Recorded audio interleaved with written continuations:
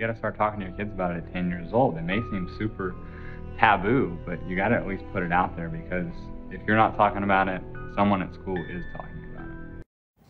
That was a clip from the documentary Behind the Orange Curtain that uncovers the prescription drugs epidemic in Orange County. Joining us this morning is award-winning producer Natalie Costa to talk about the problem. Good morning, Natalie. Good morning. What led you to want to put this documentary together? Why did you discover there was such a problem? Well, 3 years ago this month, my daughter called me from high school and told me that her best friend, Mark Melkonian, had passed away.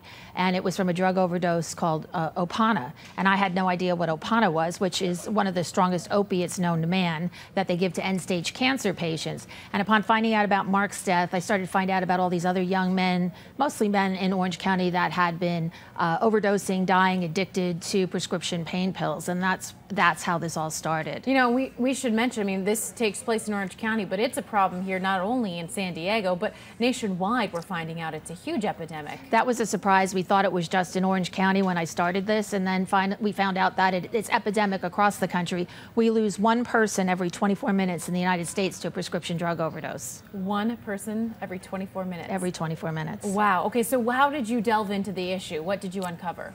Well, Brent Huff is the director, and we started interviewing parents and started to find out that how are these prescription drugs getting to the street? And there's only one way, through physicians. There's a rampant amount of dirty doctors that are out there that are writing prescriptions for cash, and there's a lot of young people that need the drugs, so they're doctor shopping. So the flow of the prescriptions is going from the doctors to the streets.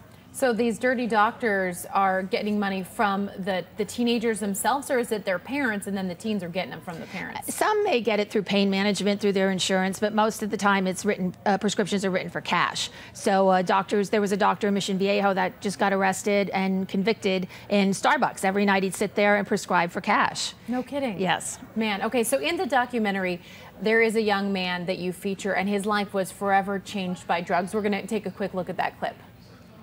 This is Aaron's thoughts about addiction through his rehab journal. Alcohol and drugs first began as a social habit for weekends, after football games, and special events. I did stupid and insane things when I was loaded. I am sick. I can't even stop taking pills even after detox. All my behavior while drinking and using was out of control. It was a sad, sorry, unproductive life. I am unable to be successful in life. I am unable to beat this addiction. If you could go back, would you use drugs, alcohol, or marijuana, Aaron? One for yes, two for no. And you know, we recognize Aaron because we had him here on one of our specials about prescription drug use. You know, it's tragic when you see a young man like that whose life has been changed, but it happens a lot. It happens.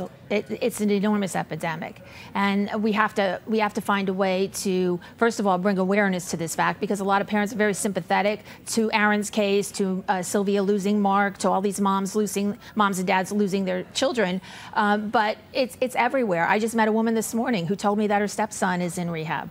So. I know you wanted this film to be like a wake-up call for parents, for kids, for everyone to see that this is happening. Has it been? What can we do to change the culture, to get rid of this epidemic? Parents need to, number one, understand that this is epidemic. They need to start talking to their children as young as 10 years of age. We need to get the prescription drug monitoring program in California up and running, and there is legislation put forward right now to get the cure system running. That'll track prescriptions from the time a doctor writes them to the time they're filled at the pharmacy. So it'll pinch the supply chain from dirty doctors and doctor shoppers. And there's no other way that these drugs could hit the street. So that is the number one thing that we need to get it control on the legislative side, but we need awareness with parents. They all need to wake up and understand that this could happen to them. Do you find that most parents are in denial? My kid would never do that. Not my kid. Maybe someone else's. Yeah, they're pretty sympathetic to those that lost their child, but the reality of it is it could happen to theirs. You get addicted to OxyContin so quickly. In a matter of days, your body needs to continue to take the medication, so they're no longer getting high. They're taking the medication to not be sick. Okay, so the movie, how can we see Behind the Orange Curtain? Right now, we just released it. It is on iTunes and Amazon, so they can download it or rent it, and hopefully we'll get the message out there and save some lives. Yeah, you're not giving up on this crusade. No, not at all. This is a passion for you now. It is. All right. Well, Natalie, thank you so much. We hope you'll come back in the next hour. We want to talk a little bit more about this legislation and find out more about what's going to happen next. Thank you. Thanks, Natalie.